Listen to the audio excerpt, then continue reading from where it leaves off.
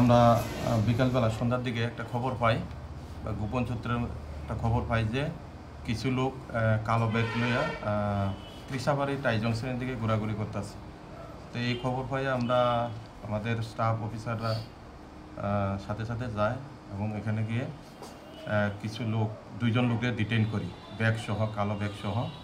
ওরা এই bag check করে বা তল্লাশি করে আমরা ব্যাগের মধ্যে গাঁজা নেশা জাতীয় আমরা উদ্ধার করি এবং পরবর্তী সময়ে এগুলি আমরা মাপি, সিজ করি।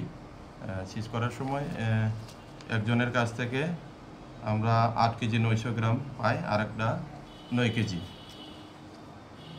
দুইজনকে আমরা ডিটেইন করি। একজনের নাম হচ্ছে সন্তোষ দেববর্মা, আরেকজনের নাম শ্যামল দেববর্মা। তারা বাড়ি কোথায়? সন্তোষ দেববর্মার বাড়ি হচ্ছে রাধাপুর থানার আন্ডারে গয়াচরণপাড়া, আর শ্যামল দেববর্মার বাড়ি বিনা কোবরা মান্দাই থানার আন্ডারে। যে গাঁজাগুলো বাজার মূল্য কত?